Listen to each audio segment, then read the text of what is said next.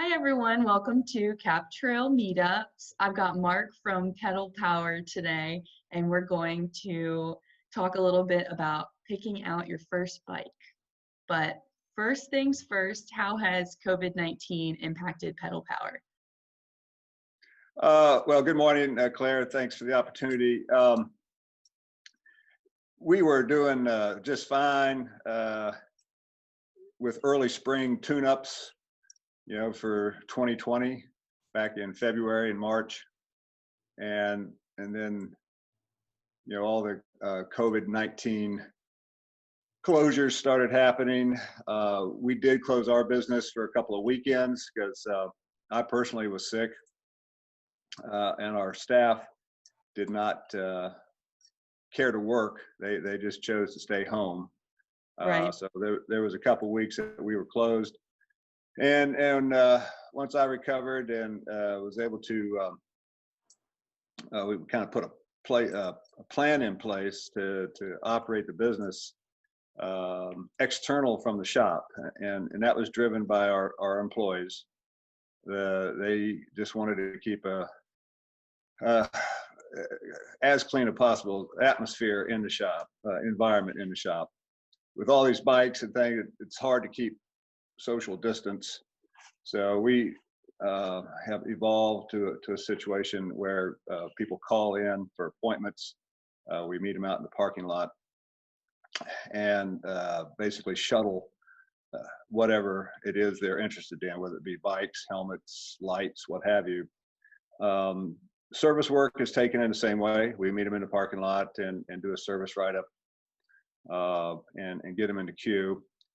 But to answer your question about the effect, we certainly don't understand exactly what's going on, but it's global in nature that people are flocking to their local bike stores in search of some type of recreation. And different from the gyms, which they can't go to, and different from other, in other parts of the country, the parks are closed. And so, the streets are still wide open and bikes are still readily accessible to the streets and trails. So it is probably a 5-fold increase in our business over last April. Wow. In terms of demand for service, not demand, just request for service. Some people demand, and then a lot of folks looking for bikes. And to your point, a lot of these folks are first-time buyers, and there's a lot of repetition in terms of their requests. They all want something to ride. And that, basically falls into 3 categories: whether you're going to ride on the road, off the road, or somewhere in between, a hybrid style. So we take the time necessary to have that type of interview with each customer. And then it breaks down into, what size is going to be appropriate. And some people just, where you want to ride is the big question. If it is on road, you're going to be in your neighborhood, you're going to be on the streets. So that it's a 10 or 15 minute process to narrow down folks to a bike. And then it's kind of like Cinderella and the golden glass slipper, I guess it is. Does this bike fit? Right. Because there's a variety of things you can do to make a bike more comfortable for people's different physiology. Some ratio of their legs to their torso, it's all different. So that and when they're on the right bike, they know it. So there's a lot of test rides.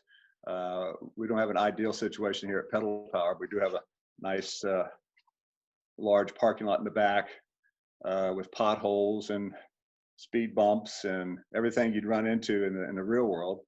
So that's nice. And then if they need to borrow a bike for a longer duration, like half a day on the Capitol Trail, we make arrangements for that as well.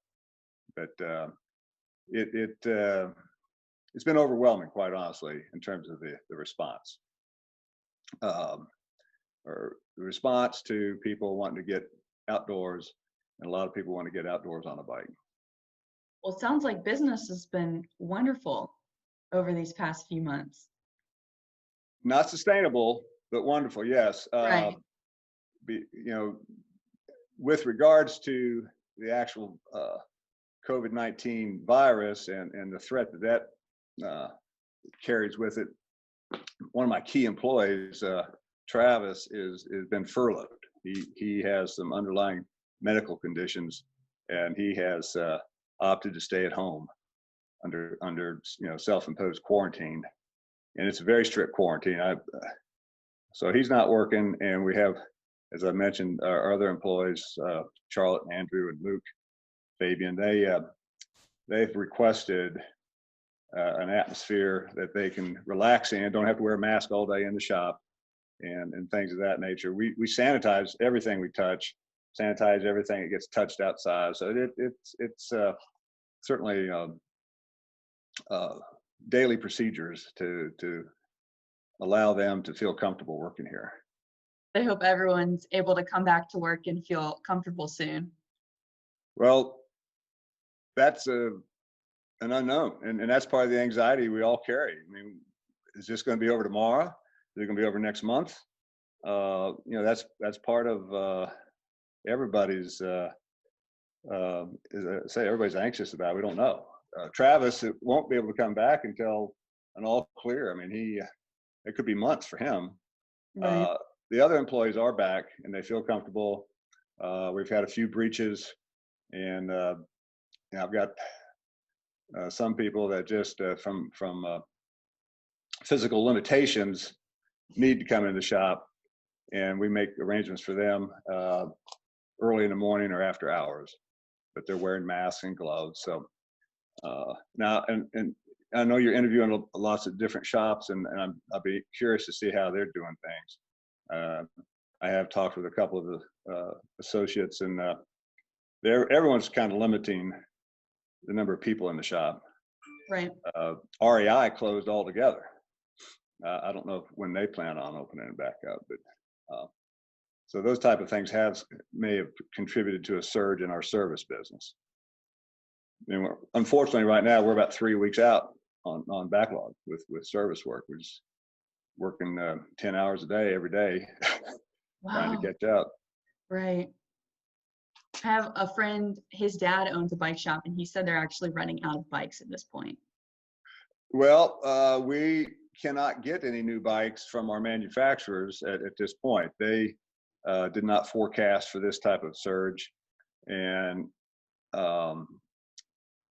it's going to be, at the best case scenario, like 4 or 5 weeks on some models, and then the real popular models, like our hybrids, male and female hybrid bikes, will be next model year, 2021, which rolls out in September. So we won't have any of those all summer long. Wow. So we're going to have to count on our service business to get through the summer. I mean, it might be great for the bike business right now, but a few months. Yeah, we're all seeing a few weeks down the road, just a lot of empty racks here. Right. All right. So let's go ahead and transition into, if I came into the bike shop and I want a new bike, I live near the Capitol Trail, and that's going to be my main purpose for riding, what kind of bike would you recommend? Well, that if you're going to limit yourself to the Capitol Trail, that's not a limitation. Right. One of our favorite places, believe me. And I'm saying 60-70% of the people come in here mention the Capitol Trail. Y'all are doing a great job with promotion and maintenance, and it's, we can't wait for the north to south trail. We can't wait for a circumference trail. We just hope the leadership of the city and the counties understand what's going on with this bike movement. It's not temporary. This is a surge underlying a lot of frustrations in the city with bike trails. But but once you're on the Capitol Trail, you either want to it's going to either fall into a sport or a recreation category. And a sport bike is got different geometry. It's going to put your shoulders down a little bit more. It's going to you're going to try and win the battle over the wind. You're going to be in a more aerodynamic position on the bike and have higher mechanical advantages on the bike in a sport, true road bike with the drop down handlebars. And some folks say, no, I just want to get out and ride. I want to look around. I want to stop, smell the roses. We put them on, look at some kind of leisure bike, which has, a comfort category that would put you on a real cushy seat and a spring-loaded seat post, and handlebars are way up high, and the pedals are a little bit more forward. So you're just really, it's a modified cruiser, but it's got multiple gears, and you can go as fancy as shocks on the front tire, on the front fork. And it's just a real nice ride. You're not going to be able to ride as far, as quick as a sport bike, but I'd say it's about 50-50 for folks on the Capitol Trail. There's a lot of people, as you know, live out that way, and they come home and they just want to jump on a bike, and they've got the best of both worlds. They don't have to deal with, they got easy access, and they don't have to deal with traffic, and they just make it a part of their everyday routine. And more of those folks are on just the leisure bikes, but they like to ride in groups, in families, and that's kind of hard to do right now. Right. The People for Bikes and League of American Wheelmen, well, they changed their name, but anyway, they all have guidelines for riding as a group. Our local bike association, RABA, has discontinued their group rides for the time being. So, but it has not affected people's interest to get out on the Cap Trail. I know it's at capacity on weekends. Yes. I'm sure you all monitor the numbers, have some way of, confirming the use. Yes, we have several trail counts along the trail, and our numbers compared to this time last year are up 65%. And to your point earlier, wow. My trail ambassadors have said that they're seeing a lot more families on the trail than they ever have before. Well, and that's why we're here. We want to get families on bikes. We're all about the F word here. Fun, fitness, freedom, and family. So absolutely. All right, so something a little bit more in detail when you're picking out a bike. How do you choose a bike seat? Well, again, it's going back to that Cinderella analogy. You just got to try out different seats, and our manufacturers have a 60-day comfort guarantee. So if you buy a bike and you take a saddle out, you get to ride it for a couple months, see if it's the right saddle. And if not, you love the bike, but there's just a little bit of problem with the saddle, you come back and we can trade it in. And it's also, it takes a little getting used to. We ask folks to kind of, put that out of your mind a little bit and just enjoy the ride and see if you settle in. But there are different parameters to fitting the saddle initially with regards to the seat bones and the width of the seat bone. There's all kinds of different saddle profiles. So that is its own separate discussion. Because what comes with a bike is rather generic. It's oh yeah. And the more time you spend on the bike, the more that saddle becomes a talking point. And if it's, again, outside of our realm of trial and error, there's half a dozen or so fitters in the area that work out of different shops. Ed Boyle works out of this shop that will spend time with you, and they have a whole suitcase full of sample saddles. And they'll put you on a bike right here in the shop, and you can try out a half dozen of them real quick, just on a trainer. Right. And of course, that has a consulting cost associated with it. But I'd say it's out of 100 people, we probably get 5 or 6 complaints about saddles and have to do some juggling around. It's not a huge thing. Okay. But more than saddles are people's concern about numbness in their hands. Oh. So we have to deal with that quite a bit. And that again is a fitting situation where you got to get the body weight balanced, the center of gravity. But by changing the length of the stem, which is very easy to do with the modern bicycle construction techniques, you can shift the weight forward or back to relieve pressure on your hands. So that comes up a lot more often than saddles. In my limited experience, I've been doing this for 3 years now, so but we're trying to address everything. We want people comfortable. If you're not comfortable, it's gonna hang in the garage. That's the worst thing that can happen to a bike. Oh, yes. And then what about as far as pedals? How do you lead people towards clip-ins versus flat pedals? That's just a point of personal preference. We again, with the growth of off-road bicycling in the Richmond area, Pocahontas State Park is an IMBA destination, International Mountain Bike Association, and there's people coming from all over the Mid-Atlantic to ride those trails out there, and a lot of growth in with locals here getting on off-road bikes, and that's where it truly becomes a decision between flats and clip-in. Well, they call them clipless, but you're clipping into the pedal, which I've never quite understood. But again, it's just try this, try that. The more you ride, the more you will lean towards a more secure attachment to the pedal, unless you're just in some real severe downhill conditions and going to be coming off the bike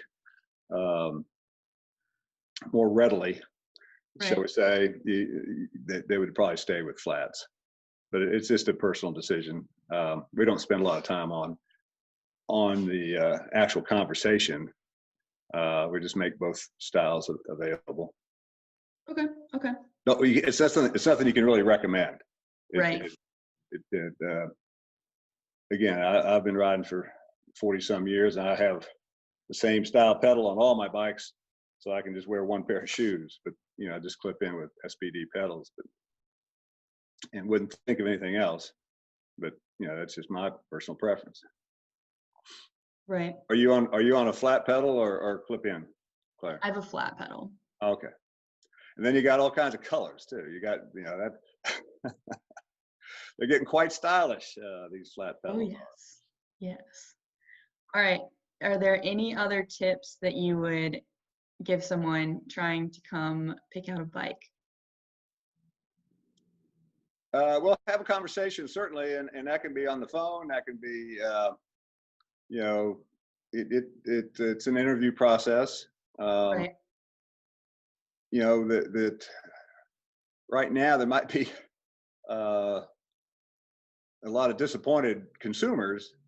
So you want to do your homework before you go to a bike shop, because as you mentioned earlier, there's very limited supply in most of the shops in the area.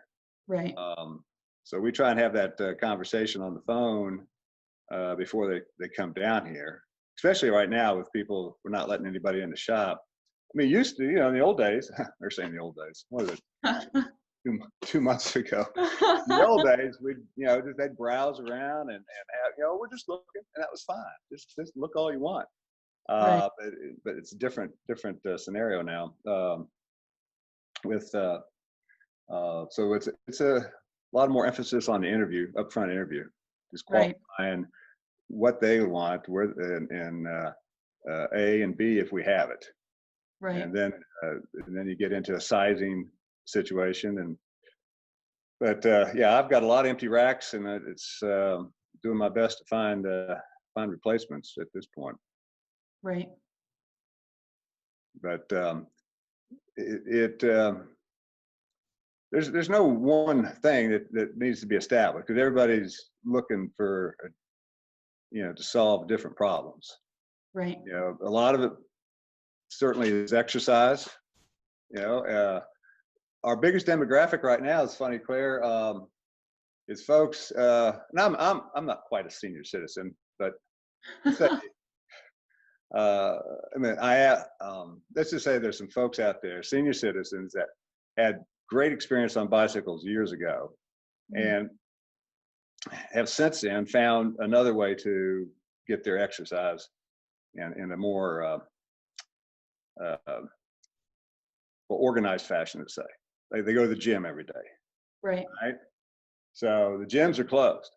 So we've seen a very large number of those folks come back in, drag their bicycles they've been in storage for even, sometimes decades, where these folks have just gotten away from bikes.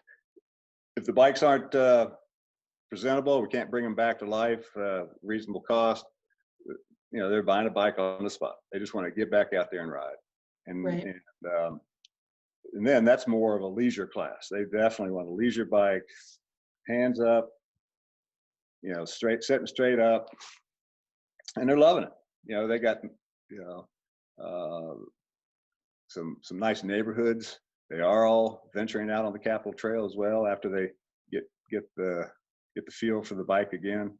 Right. But I've got 2 appointments today, and that fall into that type of demographic, and it's a real pleasure to put a smile on their face. Sounds like y'all are making the best of every situation these days. So. Well, it's not sustainable though. It is wearing us out.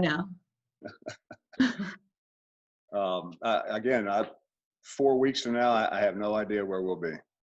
Right. 2 weeks from now, I don't know. Right. Well, thank you so much for talking to me today. I appreciate the opportunity, Claire, and good luck with everything. And again, just appreciate the opportunity. Of course. All righty. Thank you.